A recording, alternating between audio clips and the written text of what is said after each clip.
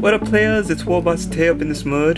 Today I've got a painting tutorial on this Lelith Hesperax, and here is the finished product that you can achieve following the steps that I'm about to give you. And the first thing I did was I base coated her in white primer, and then after building her up and spraying her with white, then just follow the steps that are about to follow, and you should come up with a similar looking Lelith Hesperax. So I hope you like it, and I'll see you in the next video.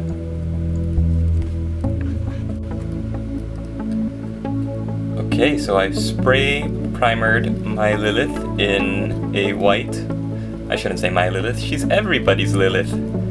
And I'm going to paint all of her skin areas now with Tallarn Flesh as a base coat. Also, I'm going to paint her hair in Mecrite Red. No! I'm busy! So, sorry about that if that was really loud. I'm going to paint her hair in Mecrite Red and her skin in Tallarn Flesh. I'm also going to be painting all of her clothes, her top and her witch suit pants and her leggings in Chaos Black. So, as well as her gauntlets and her gloves. So Tallarn Flesh, Mecrite Red, and Chaos Black, and we'll see when that's done. So after the base colors were down, I started putting on the metallics, or the base color for the metallics. So for the silver, like here in the headband, for the hooks, the armband, the blade, and the inner part of the blade for the knife, as well as the spearhead, I used boat gunmetal.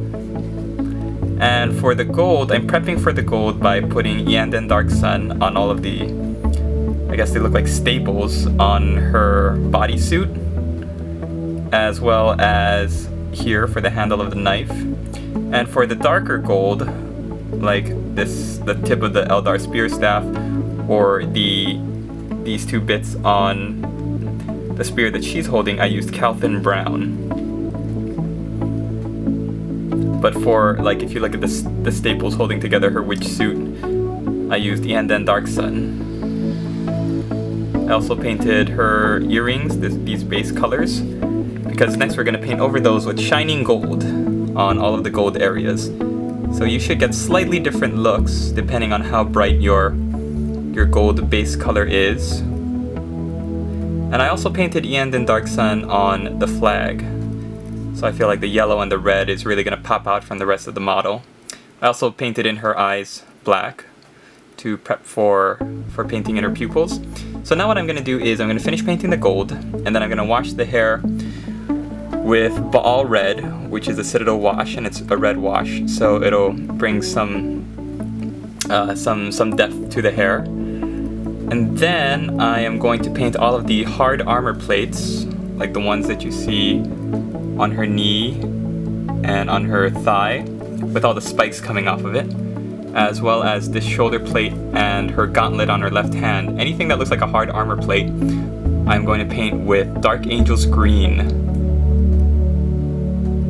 Okay, so again, that's painting the gold, and then Dark Angel's Green for the armor plates. Also, I might as well start highlighting the skin back up, and I'm going to do that with Tallarn Flesh, and then for the higher points, Tallarn Flesh mixed with Deneb Stone. I'm just consolidating all of my video clips because it takes a lot longer to render these if I take many steps, so I'm just trying to get a bunch done in each step. And yeah, so again, that's gold, Dark Angel's Green for the armor plates, and highlighting the skin back up, as well as the Baal Red wash for the hair. So I'll see you when that's done. So now I highlighted the armor plates with P3's Arcane Blue. You can also use Ice Blue for this. Once that's dry, we're going to wash all of the armor plates with Badab Black, which will tie the colors together and also darken the green, but still keep it dark enough, a dark shade of green that's separate from the black of the leather leggings and the rest of her bodysuit. What else have I done?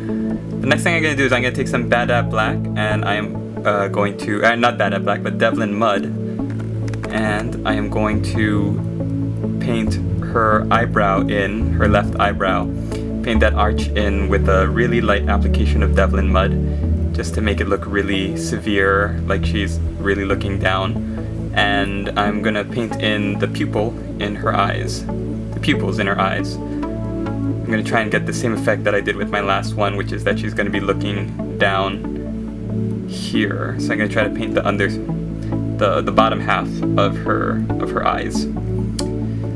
Okay, so that's bad black wash for the armor plates once they're dry. And also what I could do while I'm waiting for them to dry is paint the spikes on her leggings with bolt gunmetal. So the two leggings she wears have spikes on the sides. I'll paint those with bolt gunmetal. And then when I'm painting bad black over the armor plates, then I will also use the bad black to paint over the metal, the silver metal of the spear as well as the knife blade. Okay, see when it's done. Alright, so I added the black streak to her hair, which you'll see on the GW website. Didn't know about that, I hadn't really noticed it, so I didn't do it for my first Lelith, but if you look at the Games Workshop website, their Lelith has a black streak that goes through her hair.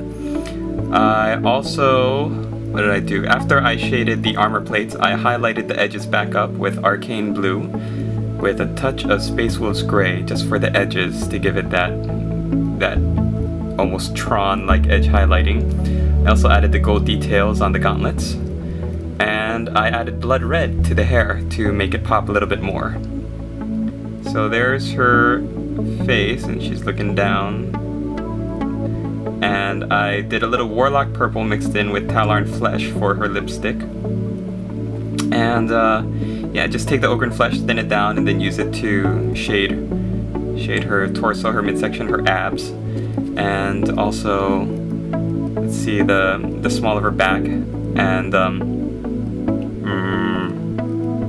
this other parts, all these other parts, and yeah, so that is about it. I shaded the metal, and see, the last thing we're gonna do is really get to work on the base a little bit more. So there's gonna be a blue hawk turquoise, bluish sheen to the top of the spear shaft, where the light would naturally hit it. And also, the Games Workshop website has the bottom of this flag kind of charred, dark black, and like it got burnt, but I think I'm gonna leave it for now and just work on the base, and I might add that later. But I remember the first time I did this with the metal figure, it didn't come out the way that I wanted, so I think I'm just gonna leave it like it's just torn like that. I might give it a Griffin sepia wash to not just make it look as flat, but otherwise I'm just gonna get to work on the base and the spear shaft. So I'll see you when that's done for the final clip of this video. Alright, and this is the end of the basing. I added my slushy snow recipe to the base, and I think it turned out pretty well. Kind of making it like this thing was here for a while and it got snowed on, and Lilith is just jumping back and forth on it, jumping around before she pounces on her next victim. So, thanks for watching this Warboss Taetorial. I hope you liked it. I used Eandin Dark Sun, and I washed it with Griffin Sepia for the hair tie. Don't know if I might have mentioned that or not. And yeah, if you have any questions, please let me know. Don't forget to like and subscribe to my channel if you're not yet.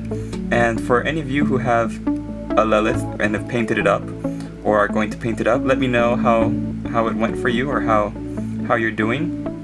I'd love to see anybody who has any tips or tricks that are different from mine. I think if you want to paint her up in the regular dark Eldar color scheme, then you can just do like a Deneb stone washed with Ogren flesh rather than Assyrian blue. Or if you want to go for the Forgotten Realms drow look, then you could wash it with Assyrian blue, and with all this wide surface area that she's got, it'll come out like really dark gray with a blue tinge, which I think is really awesome.